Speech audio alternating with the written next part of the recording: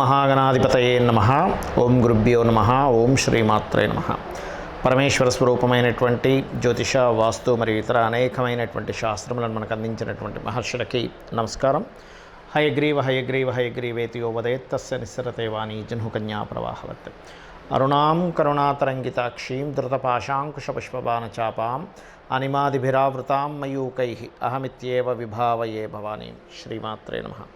ప్రేక్షకులకి ఆ లలితాంబిక అమ్మవారి యొక్క అనుగ్రహం పరిపూర్ణంగా కలగాలని మనస్ఫూర్తిగా కోరుకుంటూ, మనం ఈరోజు మే మాసంలో 1వ తేదీ నుంచి 31వ తేదీ వరకు ద్వాదశ లగ్నాల వారికి, ద్వాదశ లగ్నం తెలియనటువంటి వారు రాసుల నుంచి చూసుకోవచ్చు. వారికి ఏ విధంగా ఈ యొక్క మాసంలో ఏ విషయాల్లో అద్భుతంగా ఉంటుంది, ఏ విషయాల పట్ల కాస్త జాగ్రత్త వహించాలి, మరియు ఏ దేవత ఆరాధన చేసుకుంటే మీకు ఇబ్బంది ఉండదు అనేటువంటిది తెలుసుకుందాం. దానికంటే ముందు అసలు గ్రహస్థితి ఏ విధంగా ఉంది అని చూసుకున్నట్లయితే, మనకి మేషంలో రవి గురువుల యొక్క కలయిక ఉంది.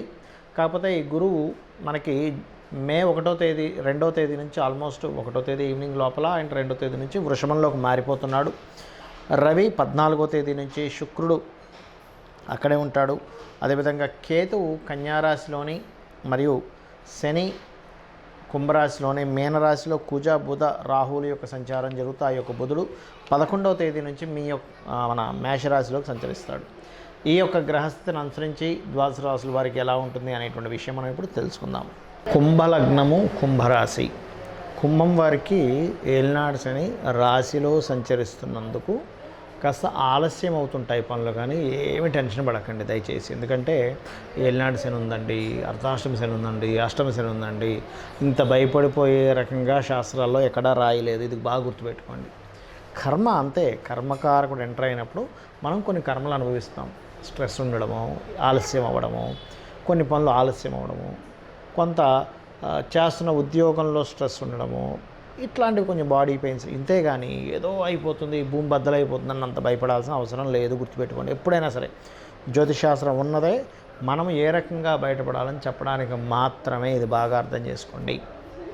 అయితే ఇక్కడ గ్రహస్థితిలో ముఖ్యంగా 11వ తేదీ వరకు ధనస్థానంలో బుధుడు నీచపడి ఉంటున్నాడు. ఈయన పంచమ అష్టమాధిపతి, గుర్తుపెట్టుకోండి.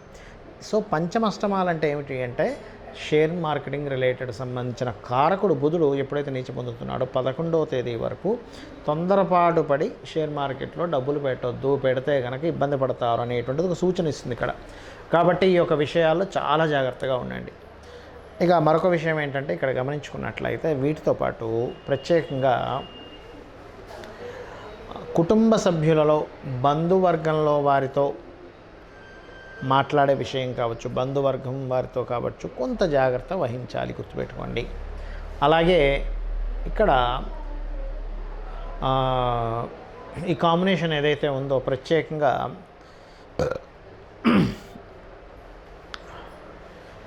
అప్పు ఇవ్వడం, అప్పు తీసుకునేటువంటి విషయాల్లోని, కాకపోతే మీకు గ్రహస్థితి చాలా ఫేవర్గా ఉన్నటువంటిది ఏ విషయాల్లోనంటే, ఒకటి మీకు ఉద్యోగం కోసం చేసే ప్రయత్నం ఈ మాసంలో చాలా అద్భుతంగా ఉంది. అంటే ఈ ఉద్యోగం వస్తుందా, ఆ టెన్షన్ ఏం పడక్కర్లేదు, ఖచ్చితంగా వచ్చి తీరుతుంది. కాబట్టి దాని తగ్గ ప్రయత్నం కూడా మీరు చేయాలనుకోండి.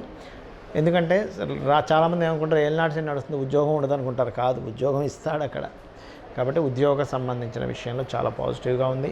అందులో ప్రత్యేకంగా మే 14వ తేదీ నుంచి సప్తమ స్థానాధిపతి అంటే జీవిత భాగస్వామి కారకుడు ఎవరైతే ఉన్నారో ఆయన గురువుతో వెళ్ళి కలుస్తున్నందుకు మీ యొక్క జీవిత భాగస్వామికి కూడా ఉద్యోగ అవకాశాలు ఇస్తాడు.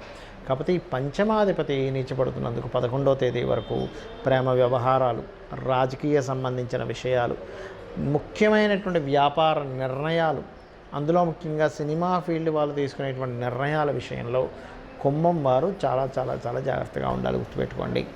అలాగే ప్రాపర్టీస్ తీసుకునేటప్పుడు కూడా కొంచెం 11వ తేదీ వరకు కొంత జాగ్రత్తగా ఉండాలి. అందులో ముఖ్యంగా యాన్స్టర్స్ ప్రాపర్టీ, పూర్వీకుల ఆస్తులకు సంబంధించిన విషయంలో మరింత జాగ్రత్త తీసుకోవాలి అనేటువంటిది చాలా స్పష్టంగా గోచరిస్తుంది.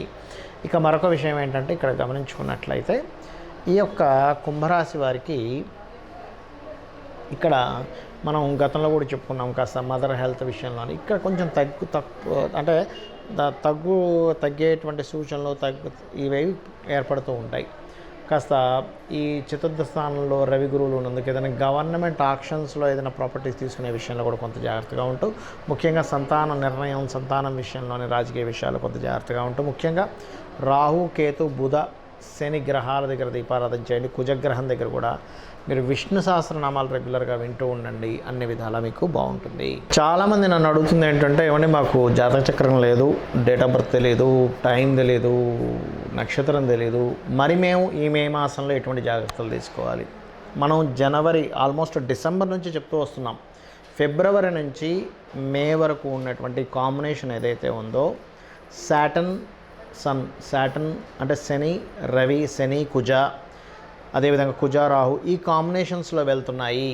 కాబట్టి లైఫ్లో అంటే ప్రపంచవ్యాప్తంగా కావచ్చు, దేశవ్యాప్తంగా కావచ్చు, మనం ఊహించనటువంటి మలుపులు, ఎవరు ఎక్స్పెక్ట్ చేయనటువంటి పోలీస్ డిపార్ట్మెంట్ కావచ్చు, మిలిటరీ కావచ్చు, గొడవలు కానివ్వండి, ఒక రకమైనటువంటి ఉంటాయని చెప్పి నేను చెప్తూ వస్తున్నాను యాజ్ ఇట్ ఈస్గా. ఎందుకంటే ఇదేదో మన గొప్పతనం కాదు, వెరీ క్లియర్లీ మనకి ముండేన్ ఆస్ట్రాలజీ అంటారు, మైథుని జ్యోతిష్యం అని, ఆ యొక్క దాంట్లో చాలా స్పష్టంగా ఉంది కాంబినేషన్స్ అనేవి. కాబట్టి అందరికీ నేను చెప్పేది ఒకటే, మే ఎండింగ్ వరకు కూడా కొంత జాగ్రత్తగా ఉండండి. ఎక్కువగా అంటే ఎక్కువ పబ్లిక్ ఉండేటువంటి ప్రదేశాల్లో కొంత జాగ్రత్తగా ఉండండి. అయితే ఇక్కడ రాశి, నక్షత్రము, లగ్నము ఏమీ తెలియనటువంటి వారు ఒకటే గుర్తుపెట్టుకోండి, వీలైతే మీకు పెద్దగా నేను ఏ పూజలు చేయించుకోలేనండి, కొంచెం నా ఆర్థిక స్తోమత బాగాలేదు అనుకునేటువంటి వారు సింపుల్ టెక్నిక్ ఒకటి చెప్తా. మీకు దగ్గరలో గోశాల ఉంది, చక్కగా పిడికెడు బెల్లం పెట్టండి చాలు. క్యారెట్స్ తినిపించండి, లేదా బీట్రూట్స్ లాంటివి గోవుకు తినిపించండి చాలు. ఇదే మిమ్మల్ని కాపాడుతుంది. అంటే ధనం లేదండి, లేదు అది కూడా తినిపించలేని స్థితిలో ఉన్నానండి అన్నప్పుడు ఇంట్లో కూర్చొని చక్కగా చండీ పారాయణం వినండి. విన్నా సరిపోతుంది. మీరు వెళ్ళి చేసేయాలని రూల్ ఏమీ లేదు, గుర్తుపెట్టి వినండి. లేదంటే నాకు స్తోమత ఉంది, నా దగ్గర 4 డబ్బులు ఉన్నాయి, నేను చేసుకోగలను అన్నప్పుడు మీరు ఖచ్చితంగా చండీ పారాయణం చేసుకోవడము, చండీ హోమంలో పార్టిసిపేట్ చేయండి. దీని ద్వారా ఏమవుతుందంటే మీకు ఖచ్చితంగా మీరు ఏదైతే ఇబ్బంది పడబోతున్నారో ఆ అమ్మవారు మిమ్మల్ని కాపాడుతుంది. అదేవిధంగా కాస్త కుజుడికి, శనికి దానాలది ఇవ్వండి, లేదా కుజ శని గ్రహాల దగ్గర దీపారాధన చేయండి. ఇవి రాశి, నక్షత్రం, గ్రహం తెలియకపోయినా ఇవి చేయడం ద్వారా మీకు ఈ మంత్ చాలా బాగుంటుంది. బికాజ్ ఆఫ్ కాంబినేషన్స్, అంటే కర్మకారకుడు ఈ శని, కుజ, రవి ఈ కాంబినేషన్స్తో కనెక్ట్ అయి ఉన్నాడు. కాబట్టి ఈ గ్రహాలకు చేసుకోవడం ద్వారా మీరు చేసే ప్రయత్నము ధనం కోసం కావచ్చు, ఉద్యోగం కోసం కావచ్చు, ఖచ్చితంగా బాగుంటుంది. అయితే ఇక్కడ చాలామందికి ఏంటంటే, ఏమంటే మరి మేము అంటే కొంతమంది అడుగుతూ ఉన్నారు, నాకు దాని గురించి చెప్తున్నాను.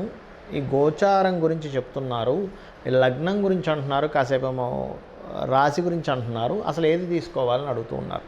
మీకు లగ్నం కనుక తెలిస్తే లగ్నం నుంచే మీ యొక్క గ్రహస్థితిని పరిశీలన చేసుకోవాలి. అంటే గోచార గ్రహాలు కూడా తెలియదు, లగ్నం తెలియదు, రాశి నుంచి చేసుకోవచ్చు సెకండ్ ఆప్షన్. ఎందుకంటే మీరు ఇప్పుడు ఏదైతే అనుభవిస్తున్నారో ఈ జన్మలో, అది భోగం కావచ్చు, రోగము కావచ్చు, నిస్సహాయ స్థితిలో ఉండడం కావచ్చు, ఏమైనా కానీ మీరు అనుభవిస్తున్నారంటే మీరు పోయిన జన్మలో చేసినటువంటి మంచి కర్మ లేదా దుష్కర్మ.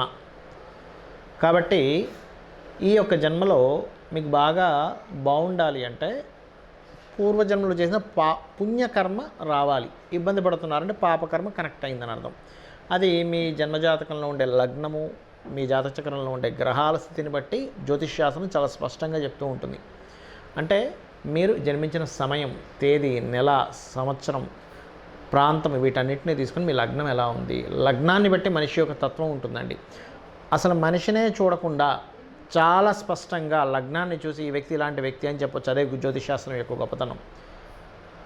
అతని యొక్క ధనస్థానాన్ని బట్టి అతను ఏ ప్రయత్నం చేస్తే ఇతనికి ఫైనాన్షియల్గా బాగుంటుంది, ఏ దేవతా ఆరాధన చేసుకుంటే ఇతనికి పూర్వజన్మలో ఉన్నటువంటి పాపము తొలగిపోయి ఫైనాన్షియల్ గ్రోత్ పెరుగుతుంది అనేటువంటి చాలా స్పష్టంగా చెప్పొచ్చు. ప్రయత్నాలు కావచ్చు, గృహం ఏ దిశలో నివసిస్తే బాగుంటుందని కావచ్చు, ఎటువంటివి చదివితే ఇతనికి భవిష్యత్తులో బాగుంటుందని కావచ్చు, ఇప్పుడున్న నడుస్తున్నటువంటి మహాదశ ఎలా యోగిస్తుంది, ఒకవేళ యోగించాలంటే ఏం చేసుకోవాలి. చాలామంది ఏమనుకుంటారంటే జ్యోతిషాస్త్రం అంటే యోగించట్లేదంటే ఏదో వేలు లక్షలు పెట్టి పూజలు చేయించుకోవాలనుకుంటారు. అది పూర్తిగా తప్పండి. మీ దగ్గర ధనం లేదు, అమ్మవారి నామాన్ని రూపాయి ఖర్చు లేకుండా ఇంట్లో కూర్చొని చేసుకోవడం ద్వారా మీరు ఉద్ధరింపబడతారు. ఈ కలియుగానికి ఉన్నటువంటి గొప్పతనం అలాంటిది. అంటే చక్కగా ఇంట్లో కూర్చున్నారు, డబ్బులు లేవు, ఏమి టెన్షన్ పడకండి. నాకేదో గ్రహస్థితి ఇలా అయిపోతుంది అలా అయిపోతుంది ఏం టెన్షన్ పడకండి. చక్కగా ఇంట్లో కూర్చొని శ్రీమాత్రే నమః చేసుకుంటే మీ పనులు మీరు చేసుకోండి. అలానే ఇంట్లోనే కూర్చొని ఏ పని చేయొద్దని చెప్పట్లే. ఇంట్లో మీకు ధనం లేకపోతే శ్రీమాత్రే నమః అనలేరా? అనగలరుగా? చక్కగా అనండి, సరిపోతుంది. అమ్మవారే రక్షిస్తుంది. అమ్మ ఎలా రక్షిస్తుందో అలా చక్కగా అమ్మవారు రక్షిస్తుంది. మీకున్నటువంటి స్థితి ఏదైతే ధనం కోసమా, లేకపోతే ఉద్యోగం కోసమా, వ్యాపార అభివృద్ధి అవ్వట్లేదా, ఖచ్చితంగా అమ్మవారు మిమ్మల్ని రక్షించి తీరుతుంది. కాకపోతే ఏంటంటే మీరు ఫిక్స్ అవ్వాలి, నేను ఇది చేస్తున్నాను, నన్ను అమ్మవారు రక్షిస్తుంది. ఇంకా ఫైనల్ ఇంకోటి మరొకటి లేదు, విశ్వాన్ని మొత్తం ఇంత పెద్ద విశ్వాన్ని నడిపిస్తుంది అమ్మవారికి. మీ చిన్న ప్రాబ్లం తీర్చడం పెద్ద కష్టమా అనేటువంటిది ఒక్కసారి మీరు ఆలోచించి మీ ప్రయత్నం మీరు చేయండి. జాతక చక్రంలో ఉండేటువంటి దోషాలు ఏమున్నా సరే తొలగిపోతాయి. మరి మీకు ఇక్కడ సందేహం కలగొచ్చామండి, గోచార ఫలితాలు ఎందుకు చెప్పుకుంటున్నామని. గోచారము జాతకము రెండు కనెక్ట్ అయినప్పుడు మనకు ఒక మంచి ఇన్సిడెంట్ జరగడానికి బాగుంటుంది. గోచారం అనుకూలంగా లేనప్పుడు, మన జాతకం అనుకూలంగా లేనప్పుడు ఎటువంటి సిచ్యువేషన్స్ మనకు ఏర్పడతాయని చెప్తున్నటువంటిది గోచారం.